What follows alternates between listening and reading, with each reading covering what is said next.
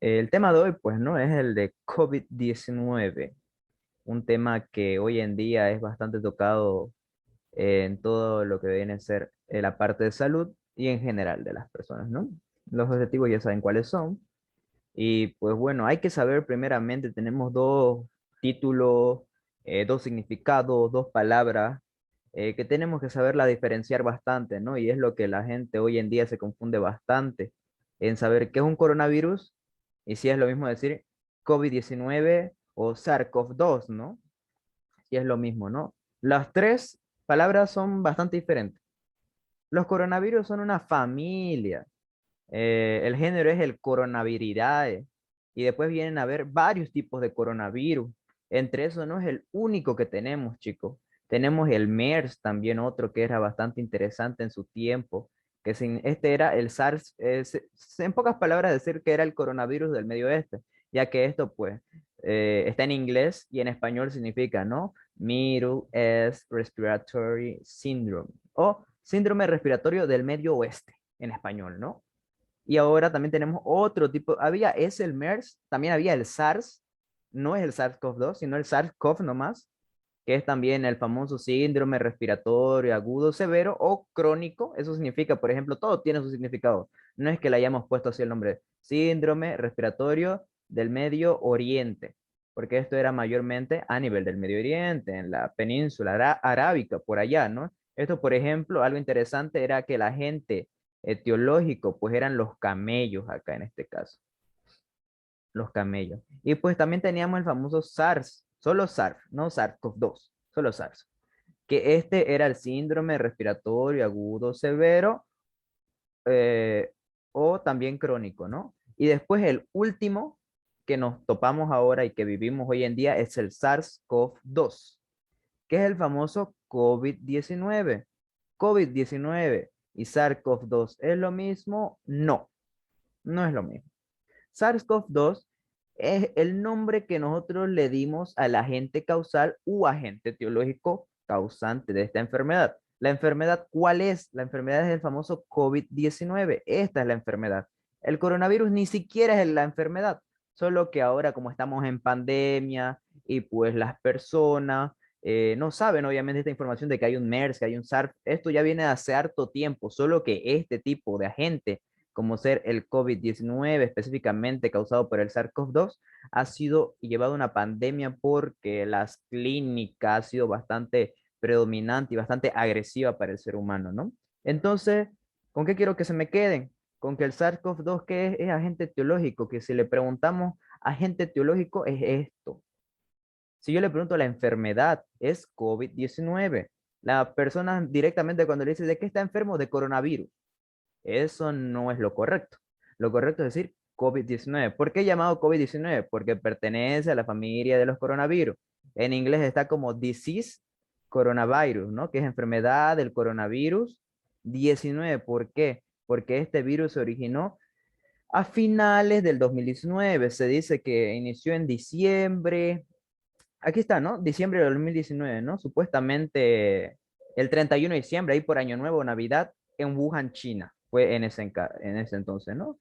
Y bueno, ¿qué dice nuestra lámina? Dice el coronavirus es una extensa familia de virus que infectan tanto animales como humanos, ¿no? Le dije el MERS como agente etiológico. Y en el caso del COVID-19, que todavía a algunos le dan la razón, otros no le dan la razón, se dice que es de los murciélagos, ¿no? Y en otros casos de no me acuerdo exactamente cuál era el otro animal, pero también se le atribuía a otro animal que era el agente etiológico, ¿no? Más una vez termine esta pandemia, ya recién van a hacerse estudios mucho más minuciosos para decirnos verdaderamente cuál fue el agente etiológico de esto, porque hasta el agente etiológico hoy en día se puede decir que se lo creó en un laboratorio, ¿no?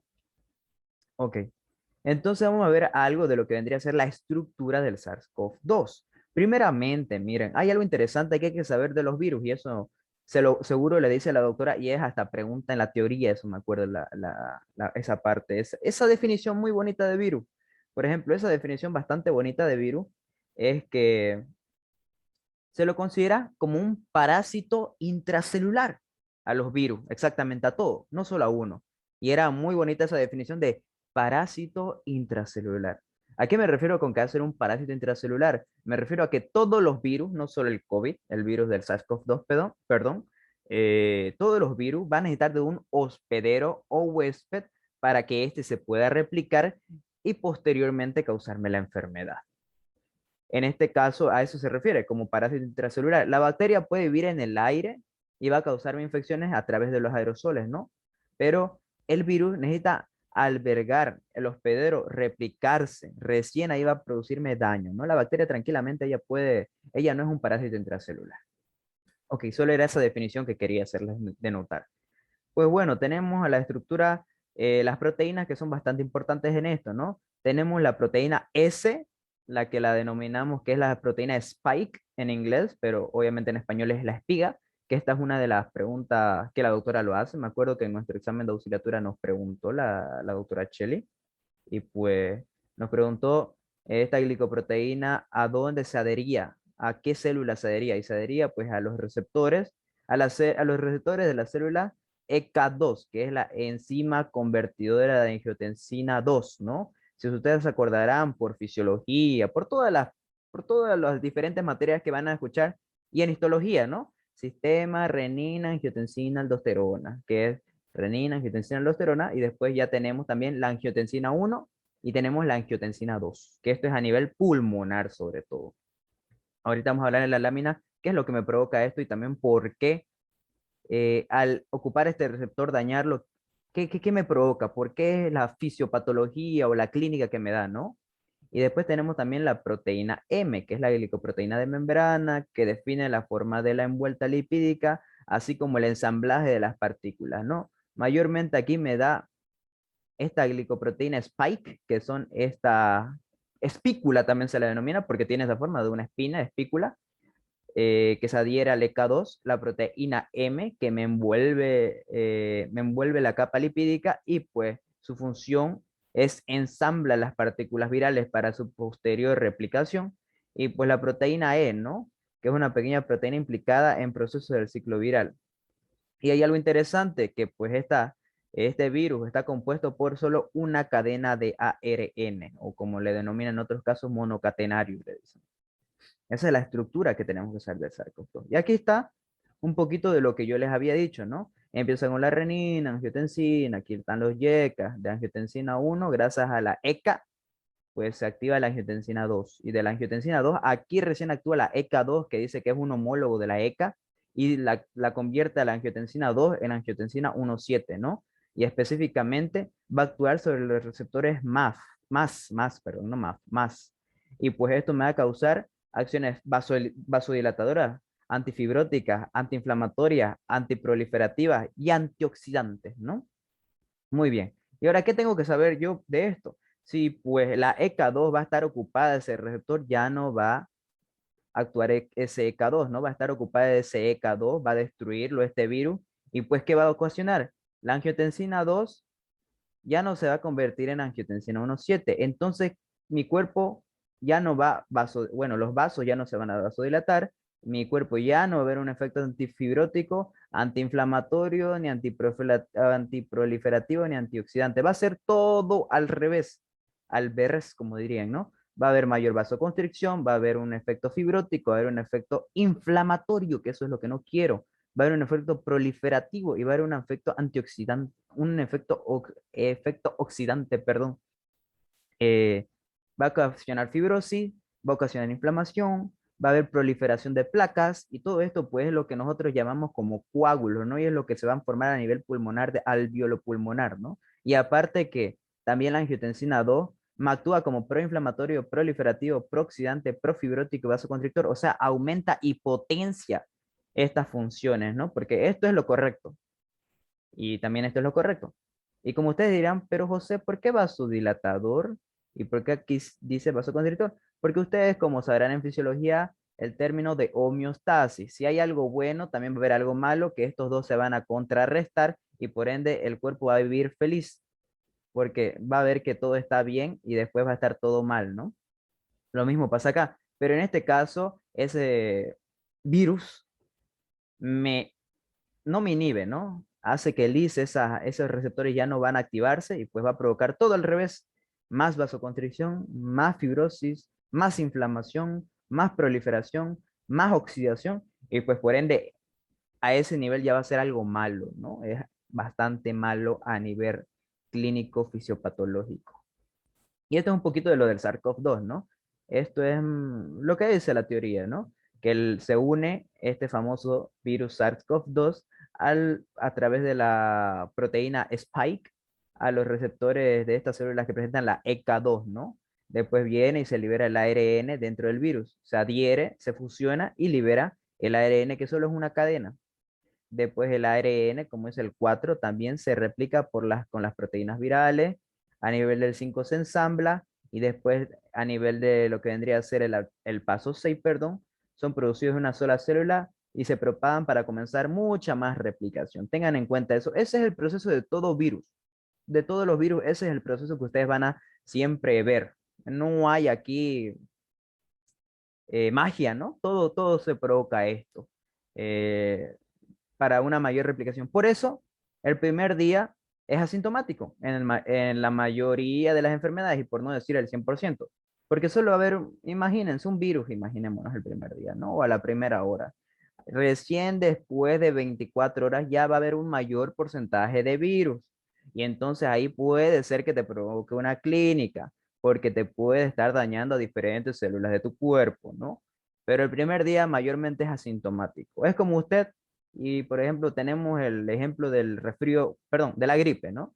De la gripe, usted puede estar ahorita todo tranquilo, se contagió de alguna familiar, algún amigo, quién sabe, y pues en la noche se durmió, digan, le tiró una siesta, se levantó a las 2 de la mañana y ya empezó con gripe, ¿no? Pero a las 8 de la noche cuando usted se durmió estaba bien.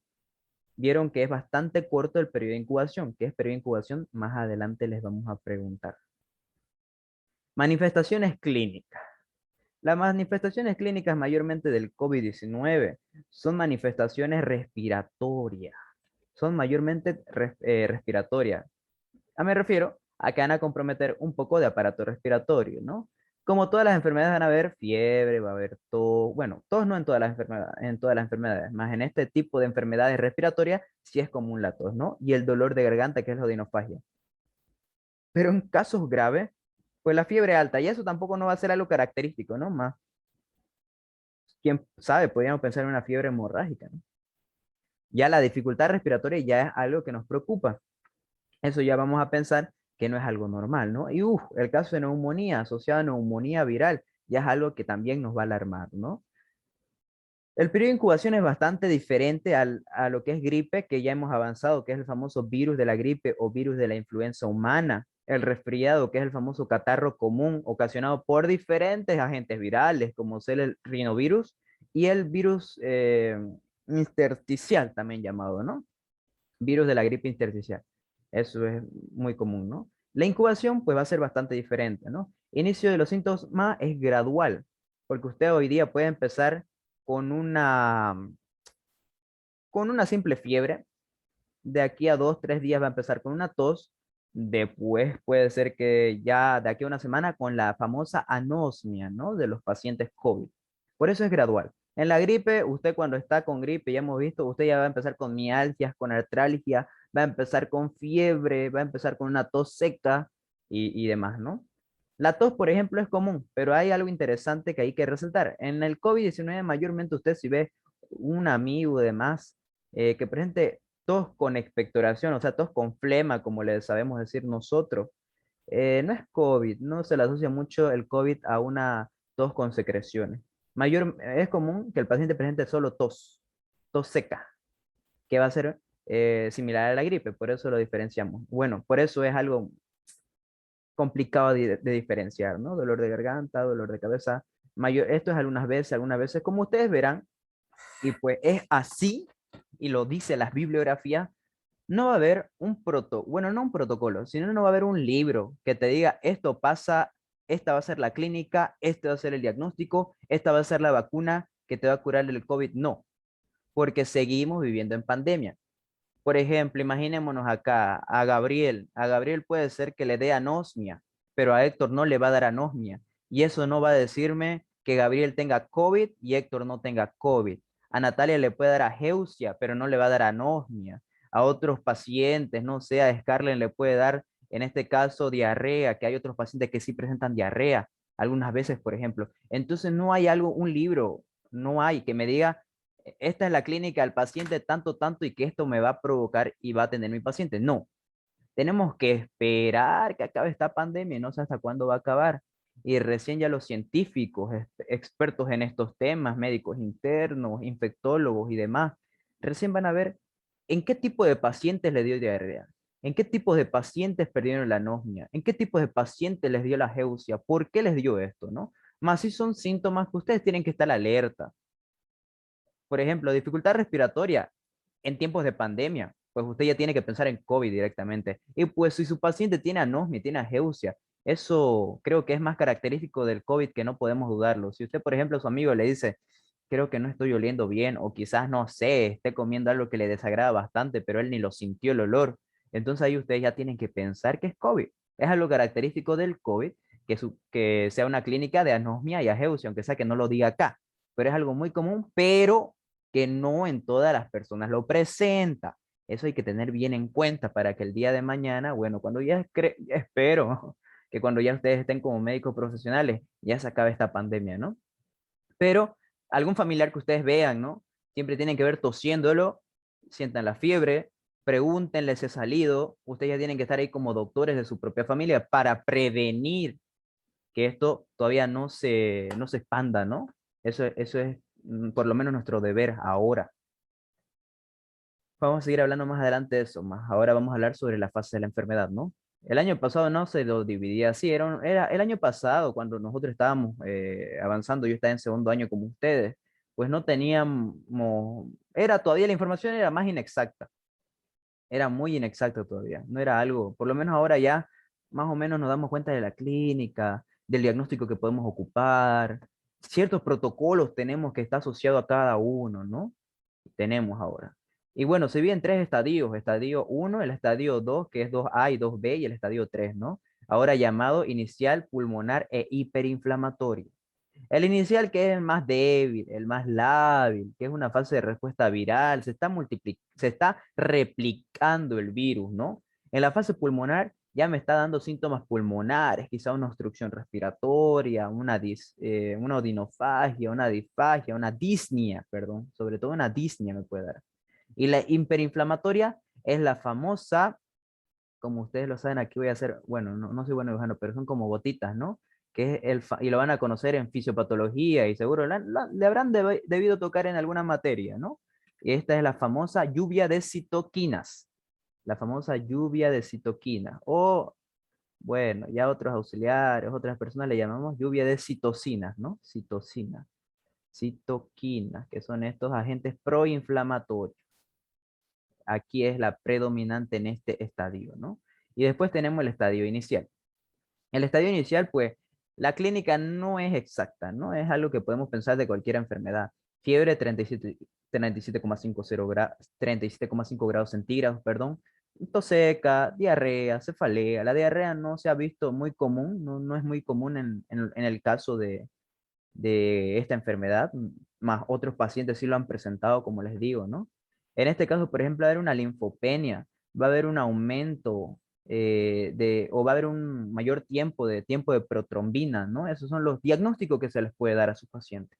El aumento de dímero D y el aumento de la lactato deshidrogenasa, ¿no? Ligero. El aumento de dímero D es cuando ya se da, cuando ya se empiezan los coágulos a descomponerse. Este dímero D me puede dar positivo, es un marcador que me da, ¿no? A nivel de la fase pulmonar, en la 2A y 2B, un tiempo transcurrido, ¿no? De lo más leve, desde una tosecita que ya viene desde el estadio inicial, hasta provocarme una disnea y hasta provocarme una hipoxia, ¿no? Donde ahí ya tengo que estar viendo presión arterial de oxígeno y la FiO2, como se denomina, o la frecuencia inspiratoria, ¿no? Menor a 300 milímetros de mercurio, ¿no? Y pues también tenemos otros métodos auxiliares de diagnóstico que nos sirve bastante en el COVID, y eso creo que la doctora lo recalcó bastante en el tema de gripe, que no solo ahora ocupamos lo que es una ELISA o una PCR, ¿no? También ahora los doctores y los capísimos y hasta un doctor que sepa radiografía, sinceramente, hasta nosotros, nos pueden mostrar una placa radiográfica y vamos a ver el famoso patrón intersticial, un infiltrado, patrón de infiltrado intersticial, exacto, se me lengua la traba, que es la famosa, lo van a escuchar ustedes, el patrón en vidrio esmerilado. Es el patrón en la radiografía de tórax, que es predominante en lo que viene a ser un COVID. Eso es muy común. Ya no tenemos que esperar una PCR o una ELISA. Nosotros vamos a una radiografía de tórax y vamos a ver ese patrón y obviamente su médico le va a decir que está con COVID, ¿no? Obviamente que lo mejor sería realizarse una PCR o una ELISA. En este caso ya ni siquiera PCR. ¿Por qué? Porque este patrón de vidrio esmerilado, chicos, ¿cuándo se da? Se da cuando ya casi usted está en etapas finales del COVID, porque su pulmón ya está bastante mal, ¿no? Está bastante patológico. Casi mejor sería nomás decirle si una ELISA. Puede ser hasta que ya se esté curando usted, más obviamente este pulmoncito de ese patrón a volverse a lo normal pasa tiempo, ¿no?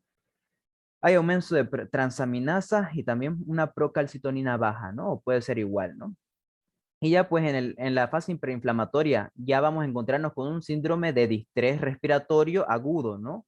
En adulto. O hasta podemos encontrarnos con un shock o insuficiencia cardíaca, ¿no? Todos estos cuadros, chicos, en la complicidad desde este estadio 3, perdón, ya vienen a ser complicaciones.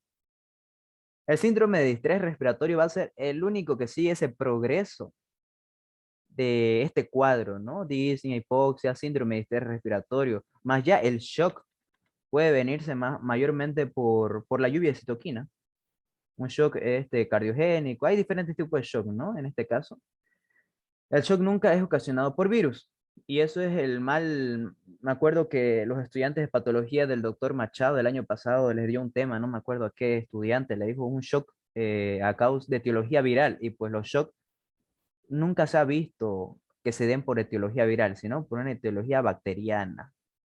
Entonces, shock séptico, el famoso shock séptico, ¿no?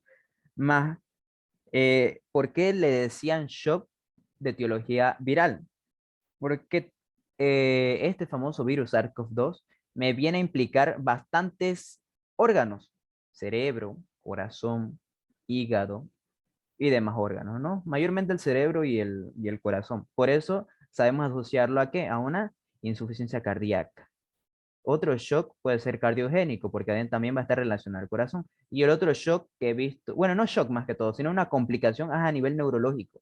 Yo he conocido a alguien que casi estaba a punta casi a un momento de fallecer, más Dios así no quiso, ¿no? Ahora está sano, más tuvo secuelas neurológicas. Tenía ataxia, tenía dislexia, tenía diferentes déficits neurológicos, porque fueron complicaciones, obviamente, ¿no? Más eso no me quiere decir que fue a causa de un shock. No, ¿no? Solo han sido complicaciones de la enfermedad. Muy bien. Y aquí, como dije, citoquinas inflamatorias, pues, siempre tienen que saber por patología mayormente que hay sobre todo tres marcadores proinflamatorios que vienen de esta citoquina, que vienen a ser la interleucina 6, la interleucina 1 y el TNF-alfa, ¿no? O factor de necrosis tumoral alfa, ¿no? Son esos tres mayormente. También va a estar el dímero D, ya les expliqué por qué el dímero D, la troponina, y aquí que vendría a ser el péptido natriurétrico a nivel cardíaco, ¿no? El péptido natriurético cardíaco. Y también cerebral va a estar. Muy bien. Y esos han sido los diagnósticos. Vamos a hablar más adelante de diagnóstico, ahí específico, ¿no? Esto es un cuadrito que me relaciona bastante, ¿no? Y estas son las terapias potenciales o que yo quiero con mis pacientes aplicarlas, ¿no? Hemos visto, no es la cura, no hay cura, como les dije, no se ha visto una cura, además que ser las vacunas, que ni siquiera en este caso te cura, sino te previene que el cuadro se agrave. En otras, yo por ejemplo, miren, gracias a Dios sí salgo todo normal, tranquilo, me he vacunado y pues hasta ahora no he tenido el COVID, o eso creo. Más otras personas sí se han llegado a vacunar, han salido y se han contagiado, más el cuadro no se agravó. Habrá pasado a una simple tos, a una simple cefalea, más no han llegado al momento de la muerte, ¿no? Al momento de fallecer o al momento de complicarse, a estar asociado a un ventilador mecánico, ¿no? O artificial. Eso es lo que ocasiona estas terapias, ¿no? hemos tenido el remdesivir, la cloroquina, la hidroxicloroquina y hasta transfusiones de plasma convalecientes que en un momento sí funcionó, ¿no? Más ahora hemos visto que hay diferentes tipos de variantes de COVID que han sido más potentes que la anterior que hemos, variante Delta, variante Alfa, diferentes tipos de variantes, ¿no? Más esto sí son algunas terapias que nos sirve para que el cuadro no se agrave, no es cura, eso hay que tener en cuenta, ¿no? Hay una inmunosupresión reducida y también tratamos de buscar fármacos que sean inhibidores de la interleucina 6, inhibidores de la interleucina 2 y la JAK, ¿no? Mayormente. Esa transfusión de plasma convaleciente, pues son de plasma de personas que ya han pasado por el cuadro de COVID y pues que ya han tenido una inmunidad, ¿no? Inmunidad adquirida. Inmunosupresión, ya les voy a decir por qué inmunosupresión. Porque ustedes tienen que pensar, ¿por qué yo quiero suprimir la inmunidad de mi paciente? En otras palabras, ¿por qué yo quiero que los linfocitos, por qué quiero que los macrófagos, por qué quiero que los anticuerpos, linfocitos B, linfocitos T, eh, disminuyan, porque esa es mi terapia o porque ese es mi objetivo terapéutico de mí, ¿no? Y ahí va después el uso de los famosos corticoides, ¿no? Que vamos a hablar más adelante. Y aquí es un cuadro que yo les coloqué.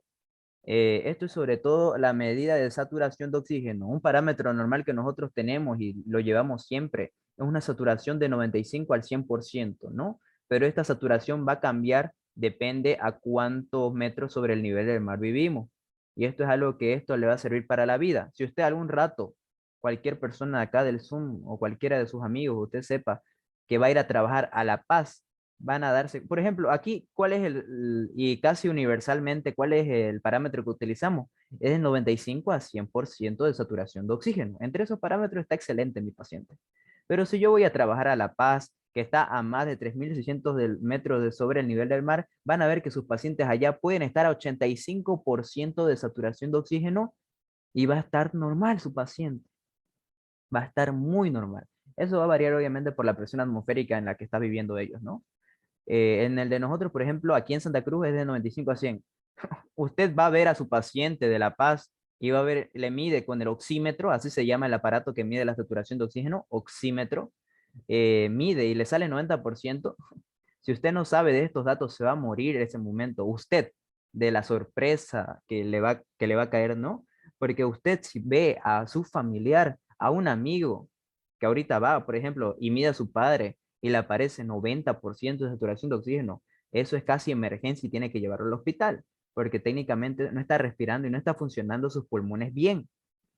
Pero eso es diferente en La Paz. En La Paz 90 está respirando tranquilo su paciente. Hasta 85 respira tranquilo su paciente. Ahí no hay que asustarse, ¿no?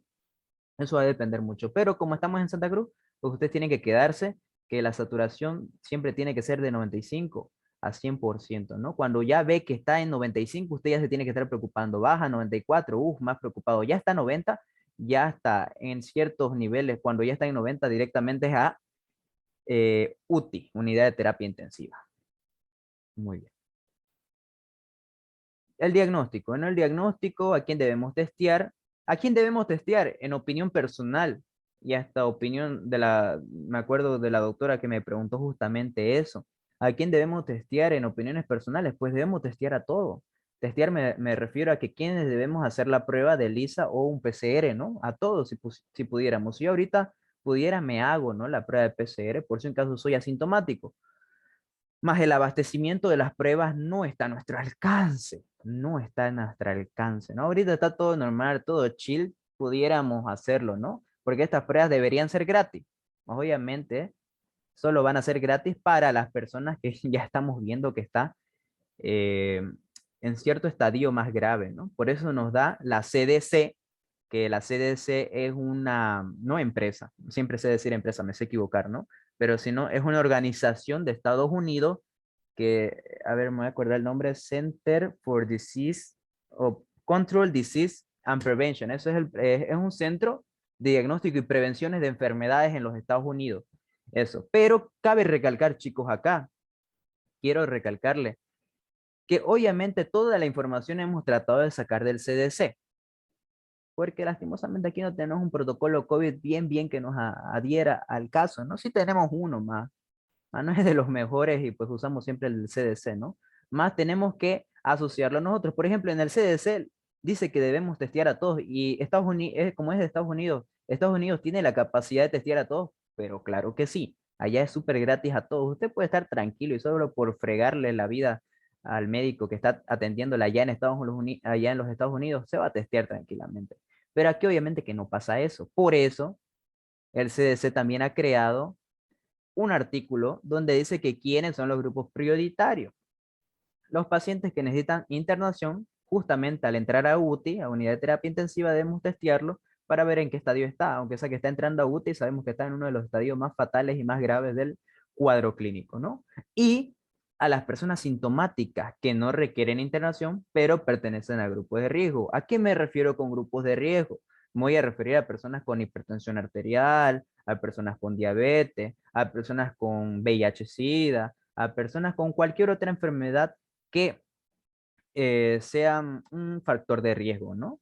Cualquiera otro. Pueden ser, es que hay hartísimas, ¿no? Enfermedad de Crohn, el lupus eritematoso sistémico y demás enfermedades autoinmunitarias, ¿no? Incluyendo aquí a quienes, a trabajadores de salud, obviamente, a personas de mayores de 50 años, porque también es un factor de riesgo.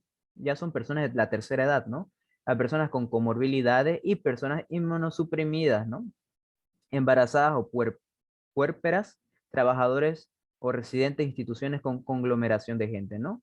Eso siempre se realiza. Por ejemplo, si usted ayer fue a una fiesta de 15 personas y pues una salió positiva, ¿qué es lo que va a hacer el sede? El sede va a encargarse de, obviamente, hablar primero con la persona que dio positiva para decirle qué personas fueron a esa fiesta.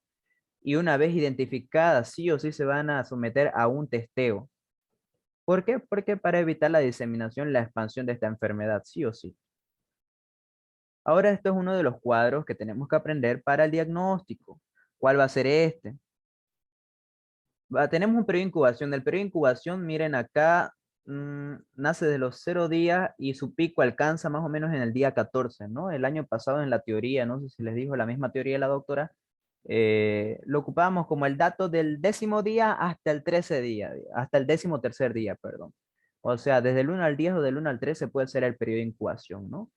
El periodo de incubación, ¿qué es un periodo de incubación? El periodo de incubación es la unión o la entrada del virus o agente causal a mi organismo hasta la aparición del primer síntoma.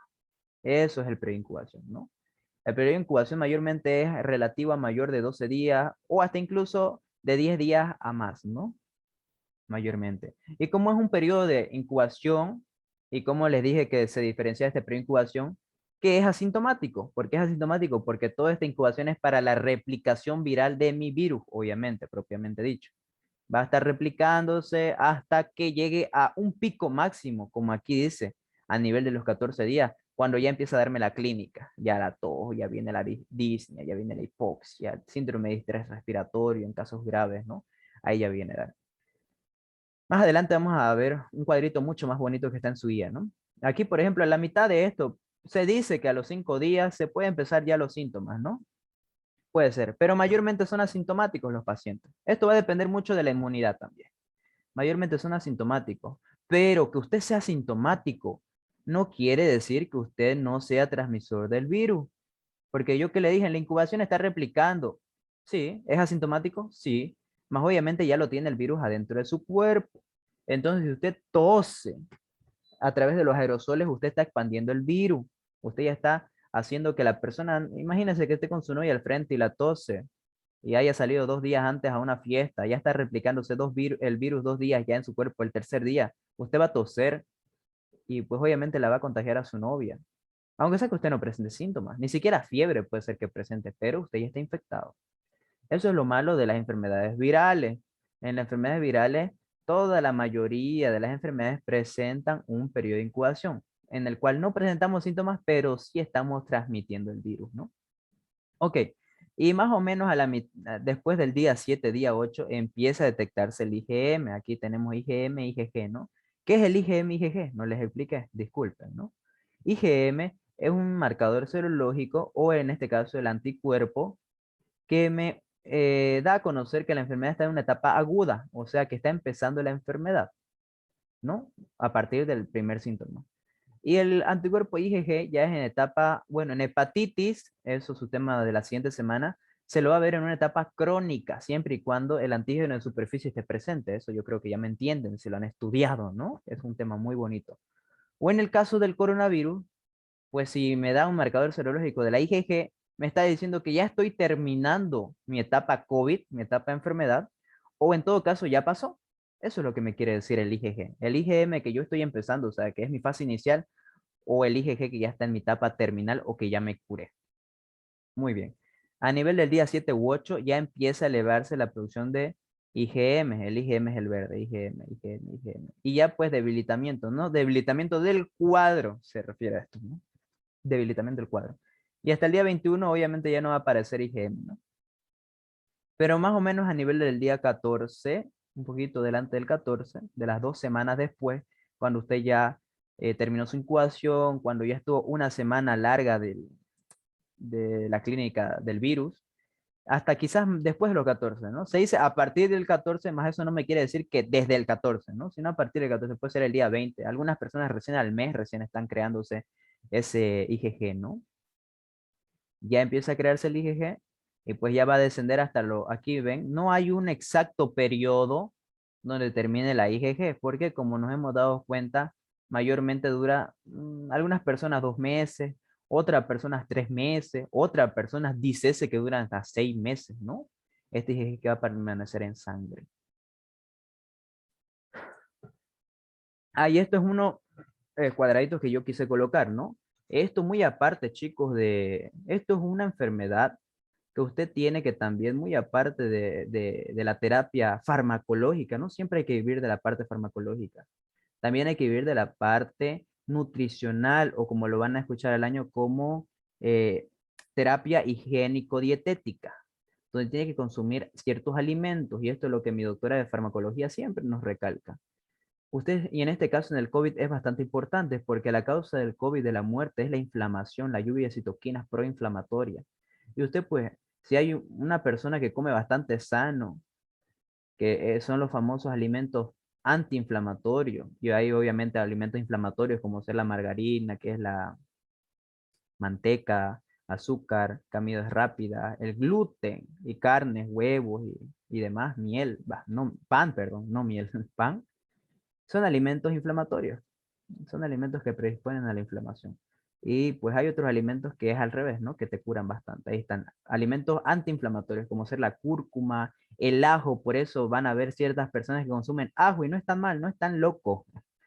Son buenos, son alimentos antiinflamatorios y van a ver que esas personas no les da COVID, aumentan sus potencias antiinflamatorias. También como ser el jengibre es bastante bueno, ¿no? Semillas de lino, pimienta cayena, piña, cola de caballo. Yo diría que es mejor consumir esto y recomendar a todas las personas que a personas que están consumiendo dióxido de cloro, ¿no? Es mucho mejor esto, cúrcuma, ajo. Es una vida saludable, como es. Y aquí están, ¿no? 5 razones por... Y todo esto, muy aparte de ser antiinflamatorios, son alimentos antioxidantes.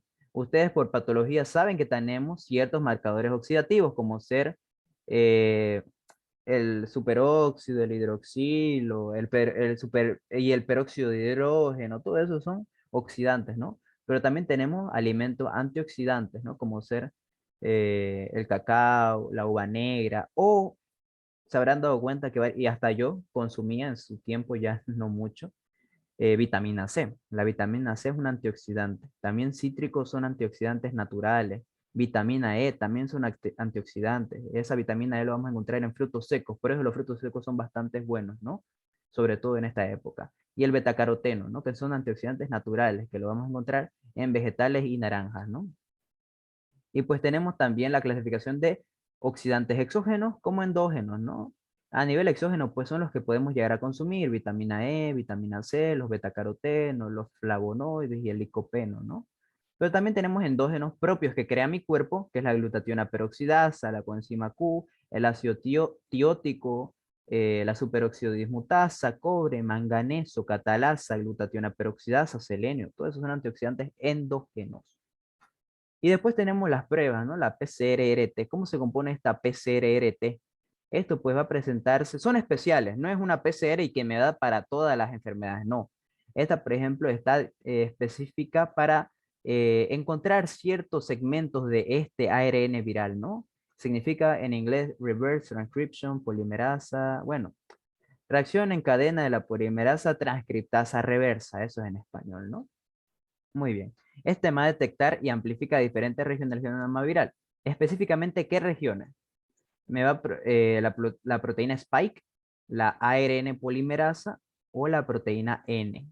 Cualquiera de esas tres va a llegar a identificarla. Una vez que identifique estas tres, pues obviamente que mi PCR va a dar positivo. Y me va a decir, ah, muchacho, vos tenés COVID, vos tenés cobicho, le va a decir. Y no es específicamente necesitamos un virus súper bonito, así con todas sus proteínas. No, no, no. No necesitamos un virus así. Esto detecta a partir de pedazos del virus. No necesariamente es una partícula viral así súper grande, infectante o activa, ¿no? Este es un test de elección y debe ser realizado en los pacientes prioritarios siempre que esté disponible. Esto me detecta antígenos, específicamente el ARN viral, ¿no? Y eso me faltó decirles, ¿no? Esta etapa sintomática, pues detecta ¿qué? Detecta ARN específicamente. Y la PCR es específica para detectar ARN viral de este virus específicamente. Así que la PCR es una prueba diagnóstica que yo voy a utilizar para mis primeros días, ¿no? Es la que puedo utilizar. Y después tenemos la serología. La serología con quién o con cuál prueba diagnóstica yo la voy a asociar. La voy a asociar con la famosa ELISA, con la famosa prueba ELISA, ¿no? Que me detecta IgG e IgM. Pues detecta anticuerpos, como dice, ¿no? Algunos contra la proteína S, perdón, o otras contra la proteína N, ¿no? La CDC nos recomienda tomar decisiones con respecto a volver al trabajo o a interrumpir el aislamiento. ¿Por qué me dice esto, no? Porque esto va a encargarse ¿quién? Esto obviamente se encarga en los Estados Unidos, la CDC pertenece allá, pero la CDC no tiene un protocolo para cada país. Aquí, ¿quién se encarga? Se encarga el famoso CDES, y el CEDES también da todas sus órdenes y trabaja junto con el COED, ¿no? El Centro Operativo Epidemiológico Departamental, ¿no? El COED. Con esos dos se trabaja, ¿no? Muy bien. Ahora esto es lo que tienen que saber. Creo que es la imagen más buena. Sí, esta es la imagen que tienen que saber, ¿no? Muy bien. Si usted tiene un paciente y usted le pide una prueba de PCR y si la PCR sale positiva, usted ya tiene que estar pensando que recién ese paciente pues está empezando el cuadro de COVID. Ese paciente recién está empezando el cuadro, ¿no? Son sus primeras etapas. Ni siquiera quizás tenga clínica ese paciente, no tiene ni siquiera tos, más por esta prueba que le salió positiva donde está sintomático, ya le quiere decir, por eso dice presintomática, porque es en la fase de incubación, ¿no? Pero si le sale PCR positiva y quizás una IgM positiva, como quizás negativa, puede ser que esté en la fase inicial, ¿no? Pero que todavía su cuerpo no creó anticuerpos. Puede ser que sea la positiva, ¿no? Pero si yo le pido una prueba serológica ELISA y que me sale IgM positivo, pues yo tengo que pensar que ya está en la segunda fase, está en la fase, entre la fase inicial y la fase donde ya está presentando síntomas, ¿no? Pero si me sale IgM positivo, hay casos donde sale IgM positivo e IgG positivo, pues ya tengo que estar pensando en una tercera fase, mayor a 15 días, ¿no? Donde ya está pasando de un cuadro inicial a un cuadro medio, en este caso una tercera fase, ¿no?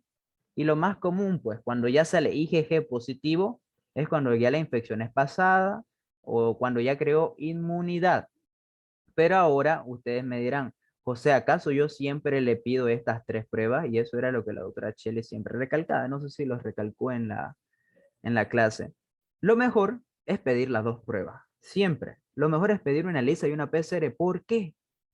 Porque en la PCR, si su paciente pues está en asintomático, usted cree que va a ir, o sea, debería ser tan consciente su paciente de que fue a una fiesta ayer y aunque sea que él no presente síntomas, vaya al doctor y diga, bueno, vaya a un lugar y se haga una PCR, una prueba PCR, eso sería lo mejor que pueda hacer, ¿no? Más esto no pasa. Recién tenemos que tomar la lisa o PCR para saber en qué estadio estás, porque el tratamiento nunca va a ser lo mismo o el diagnóstico tampoco va a ser el mismo, que sea a nivel inicial o a nivel medio, ¿no? Y también el tercer punto del por qué no es por qué sería lo mejor tomar dos pruebas. Porque ¿qué pasa? Que mi paciente está en una etapa donde ya está creando ciertos anticuerpos, una segunda fase, ya supongamos, ¿no? Está en una segunda fase, ¿no? Y pues yo, siendo mal médico, yo le pido una PCR. La PCR obviamente que me va a salir negativa, porque ya no se está replicando esa curva de replicación viral del ARN, ya no está, ya no tengo ARN, sino ya voy a tener IgM. Entonces, si yo a mi paciente que ya presenta IgM, yo le pido una PCR, obviamente que es un mal diagnóstico, ¿no? Una mal prueba, yo no debería solicitar esta. Por eso, ¿qué es lo bueno? Lo mejor sería solicitar las dos pruebas, como también puede ser al revés. Yo le solicito una PCR y me va a salir negativa. ¿Y yo qué voy a pensar? Ah, ya, mi paciente no tiene ningún síntoma, ¿no? Puedo decir. Más quizás ya esté en una fase 2, quizás en una fase 2, ¿no? Porque hay pacientes también, y seguro amigos que ustedes han tenido, que han pasado todo el COVID sin presentar ningún síntoma. No han presentado ningún síntoma. Entonces, lo mejor que es lo que yo siempre digo y lo que yo me quedo firme, ¿no? Que lo mejor es hacerse una PCR y una ELISA, ¿no? Aunque la ELISA mayormente la asociamos cuando ya presenta clínica, usted ya presenta quizás, bueno, no una disnea ya es un poquito grave, ¿no? Más una tos, ya una tos frecuente, ¿no? Ya puede estar sospechando en que puedo hacer una ELISA o una PCR, pero mayormente la PCR la hacemos porque es un poco más barata, ¿no? Bueno, perdón, la prueba de detección rápida, ahorita vamos a hablar sobre esa prueba rápida, ¿no? Que es esta test rápido, ¿no? La que usamos acá, pues en Bolivia es mayormente que la detecta antígenos, ¿no? Porque también hay otras pruebas rápidas que detectan anticuerpos. Esta detecta antígenos, pues también esa es. ¿Y qué es lo malo de esta, chicos? Esto también cabe recalcar, ¿no? Lo malo de esta es que su especificidad y su sensibilidad es bastante baja, es bastante mala. Y entonces, ¿eso a qué me quiere hacer suponer? A que puede darme falsos negativos, falsos negativos, falsos negativos. Porque como les dije hace rato, mi paciente puede ser que tenga IgM, ya esté en esa etapa de fase inicial de primera, segunda fase mayor de 14 días, ¿no? Y yo pues me voy a hacer una prueba de detección, una rápida, ¿no? Una prueba rápida de antígeno. Y pues obviamente no me va a salir positivo. ¿Por qué? Porque yo ya pasé esa fase y yo me voy feliz a mi casa. Digo, no, no tengo COVID, voy a salir de fiesta. Y pues voy a seguir contaminando a las demás personas. Porque si bien yo tengo IgM, sigo siendo transmisor del virus. Por eso hay que tomar estas precauciones. Peor con estas pruebas rápidas, porque te dan falsos negativos, ¿no? Estas, vos tranquilamente, usted tranquilamente puede estar en una fase inicial, donde sigue el ARN es predominante, ¿no? Pero la sensibilidad, la especificidad es bastante baja, ¿no? En esta. Así que estas pruebas rápidas pueden llegarte a dar un dato erróneo. Eso hay que saber bastante bien. Lo único bueno es que estas pues nacen en 15 a 30 minutos, ¿no? Bueno, no nacen, se hacen en 15 a 30 minutos, ¿no? Y creo que esta es una de las últimas diapositivas, ¿no? Comparación entre vacunas. ¿Esto por qué se las pone, ¿no? Estas vacunas, estas se las muestra, porque me acuerdo que en el examen de auxiliatura la doctora nos colocó 5 preguntas de vacuna, donde decía, ¿qué vacuna debe prevalecer, digamos, en un ambiente bastante frío, como ser la Pfizer, ¿no? La Pfizer, nosotros tenemos una vacuna que necesita hasta menos 80 grados, o sea, súper, súper, súper fría, ¿no? Una incubación, digamos, en una heladera súper, súper fría, ¿no? Eso, sabía la doctora colocar de qué tipo está hecha la vacuna de Oxford, la Moderna, la Pfizer, la Sputnik 5, la Coronavac, la Novavax y la Janssen, ¿no? Dato interesante, no es como todos decimos y como todas las personas decimos Johnson Johnson, ¿no? Johnson Johnson es la empresa que fabrica estas vacunas, ¿no? Una empresa farmacéutica. La vacuna se llama Janssen, básicamente. Eso se llama la vacuna, Janssen. Que solo es una monodosis, ¿no? Monodosis que me refiero a que es una dosis. Después todas las otras vacunas son de a 2 dosis, ¿no? Pero hoy en día, por las noticias que me he dado cuenta, se está evaluando si es, y creo que se va a hacer, que de todas las otras vacunas se va a hacer una dosis más, se está haciendo un protocolo para que sea una dosis más, y pues que la vacuna Janssen se haga hasta una segunda dosis, ¿no? ¿Por qué? Porque la inmunidad tampoco no es permanente, no habremos dado cuenta, y eso también me olvidé de decirles, disculpen, algunas cosas me olvidé, que la IgG, bueno, sí le dije, ¿no? Me cura hasta 3 meses, ¿no? Y la vacuna es lo mismo, la vacuna no es como otros tipos de vacunas, pues que me curen bastante tiempo, años quizás, ¿no?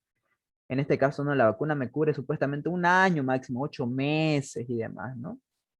Y pues también la inmunidad innata que adquirió mi cuerpo, obviamente, no es permanente. Por ejemplo, en el caso del sarampión, una vez te da sarampión y nunca más en la vida te vuelve a dar. Eso no es lo mismo que pasa con el COVID.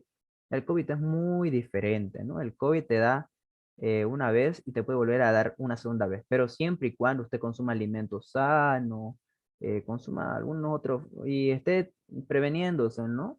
La siguiente te puede dar con mucho más leve la sintomatología, ¿no? Y aquí está un cuadro mucho más bonito. Esto nos preguntó, ¿qué vacuna está compuesta de un adenovirus? ¿Qué vacuna está compuesto de un RNA mensajero? Me acuerdo que eso preguntó, ¿qué vacuna está compuesta de un adenovirus de chimpancés? Me acuerdo que nos puso. Todas estas cositas. No sé si les preguntaré en su examen, quizás sí, quizás no. Más obviamente traten de repasar las vacunas, ¿no? Y creo que lo dice la doctora. Y pues bueno, esto es cuestionario, ¿no? Esto ya lo han hecho con sus auxiliares, así que no vamos a tardarnos mucho acá, ¿no? Esto es la diferencia, por ejemplo. Esto es bastante, no es completamente sano, está en la radiografía, que no está casi nada afectado. Siempre los pulmones tienen que estar negros porque están llenos de aire. Y el aire en una radiografía, pues esto se le denomina patrón radiolúcido. A eso se le denomina, ¿no? Pero para que ustedes entiendan que está oscuro, ¿no? Y pues esto ya es radio opaco, se lo denomina acá, radio opaco. Que esto es una infección en famoso vidrio esmerilado, ¿no? Aquí infiltración severa bilateral secundaria a sobreinfección bacteriana, ¿no? Lo mismo ya lo han hecho ustedes esto con sus auxiliares. Tienen que saber, ¿no? Bastante bien, hay que saber qué diagnóstico darlo, ¿no? A su paciente. Eso es lo peor que podemos dar. Por ejemplo, aquí seguro, miren, este correcto, la prueba de laboratorio solicitada del 2 de marzo. Seguro quisieron aquí, seguro, miren, algo, no lo he visto el caso clínico, ¿no? Pero recién adquirió la enfermedad y seguro le dieron una prueba ELISA, ¿no? Y obviamente que está mal porque ni siquiera hay anticuerpos, lo mejor era una PCR. Y aquí deberían enviarlo a casa. ¿Qué es lo que hacemos hoy en día? Bueno, perdón, no, ¿qué es lo que hacemos? Lo que hacen los médicos hoy en día, pues no lo envían a su, bueno, lo envían a su casa, sí, ¿no? Solo se quedan con pacientes que están con casos graves, porque si no va a haber un estallido en el hospital de pacientes, porque si nosotros es mayormente un tratamiento en casa, ¿no? Lo que denominamos nosotros tratamiento ambulatorio. Eso se refiere a tratamiento ambulatorio, a un tratamiento que usted lo puede llevar en su casa, ¿no? Siempre hay que también ver los pacientes, ¿no? Si es un paciente con comorbilidades, ¿no? Con factores de riesgo, ¿no? Y el último dato que quiero darles, ¿no? Aquí va, me gustó bastante lo que dijo esta diapositiva, esto de infiltración, ¿no? Ya le dije que el infiltrado era pues de vidrio esmerilado, ¿no? Y hay algo interesante acá, y para que el día de mañana lo tomen en cuenta, ¿no? Eh, y era algo asociado a lo que le dije, y no les dije mucho, ¿no? Eran los famosos glucocorticoides, ¿no? Que es lo que la gente empezó a consumir bastante porque porque no sé, a un familiar le hizo bien y todos dijeron, ah, ya, glucocorticoides es la solución, ¿no? ¿Por qué tomamos glucocorticoides? Esto lo van a aprender en farmacología, pero sepan lo básico, ¿no? ¿Y para qué sirven estos glucocorticoides? Los glucocorticoides pues tienen diferentes efectos terapéuticos, donde uno es aumenta el metabolismo, en pocas palabras, aumenta insulina, el metabolismo basal, tiene un poder antiinflamatorio, anim, lo voy a colocar, y tiene un componente inmunosupresor. Por ejemplo, el componente inmunosupresor a mí, ¿en qué me interesa? Me interesa en pacientes con trasplante renal mayormente. Yo uso glucocorticoides con pacientes con trasplante renal. Esto, pues, es un efecto adverso, ¿no? Por eso siempre en pacientes con hipertensión arterial, en pacientes con diabetes, tengo que estar al ojo al charque, como se. Pero a mí lo que me interesa en un paciente COVID es la parte antiinflamatoria, porque la lluvia de citoquinas, como yo le hice lluvia de citocina, pues son proinflamatorias. ¿Y qué me va a provocar? Me va a provocar que formen coágulos al final y que la inflamación sea tan grave que muera mi paciente. Entonces yo le doy glucocorticoides, ¿para qué? Para que trate de reducir a lo máximo esa inflamación, porque eso es lo chistoso que yo obviamente respetando, ¿no? Nuestra propia defensa del cuerpo al final nos puede matar, porque se inflama tanto nuestro cuerpo que va a dañar otros órganos. Y ahí está el consumo de glucocorticoides. ¿Para qué? Para que inhiba esa inflamación, o por lo menos que no sea tan grave, ¿no? Pero como yo les dije, también da en un factor inmunosupresor, ¿no? ¿Y qué pasa cuando yo estoy inmunodeprimido? pueden atacarme muchos tipos de bacterias, hongos, parásitos, ¿no? En este caso, mayormente está asociado a una sobreinfección bacteriana. Hay casos en que, y eso es culpa del médico, que culpa del médico, que culpa del médico, siempre dicen, ¿no? Porque algunas veces el paciente no muere de COVID, ¿no? No muere de COVID. Algunas veces mueren de una complicación. Hay casos en que estos pacientes entran por COVID, pero ay, no me acuerdo cómo se llama, epicrisis creo que se denomina cuando ya está en su historia clínica de un paciente fallecido, si no estoy mal. En su historia dice neumonía. Y ahí el paciente, como dice, no, los familiares dicen, no, pero si yo a mi esposo yo lo traje o mi esposa la traje por COVID y cómo va a morir por neumonía, ¿no? Negligencia médica, ¿no? Puede ser que el doctor no se haya dado cuenta que estaba yéndose a otro cuadro, ¿no? Como ser una neumonía, ¿no? Más obviamente, vamos a ver en qué estadio está el paciente, ¿no? Tenemos que saber qué medicamos, tenemos que saber con qué estamos tratando, porque es lo que causa, ¿no? Aquí la famosa Klebsiella pneumoniae, que es una de bacteria intrahospitalaria, ¿no? De causante de neumonía intrahospitalaria. Y eso también causa, ¿por qué? Por la inmunosupresión. Es que todo tiene todo está entrelazado, chicos. Por eso una vez que el paciente, y lastimosamente es así, entra al hospital con COVID, hay un 50% de que ya no salga, o en otras palabras, de que pueda fallecer, ¿no? Porque si entra a un hospital, obviamente es porque está bastante mal el paciente, ya no puede respirar y demás, los pulmones están dañados. Imagínense que hay un infiltrado neumocócico o de neumonía, ¿no? Va a empeorar el cuadro y va a morir.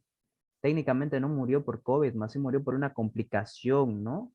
Porque nosotros por salvarle de esta parte complicamos la otra y no es porque nosotros queramos hacer eso, sino porque tratamos de encontrar una salida al cuadro inflamatorio y demás, ¿no? Por eso al año tienen que ver bien esa parte de farmacología, porque por darle algo para curar, no sé, supongamos, quieren curar el riñón, pero van a afectar al corazón. Y si quieren curar ese corazón, van a afectar al páncreas. Y si quieren curar ese páncreas, van a estar afectando el hígado por la hepatotoxicidad de los fármacos, ¿no?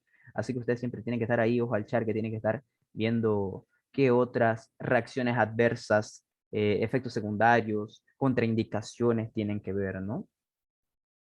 Y básicamente eso.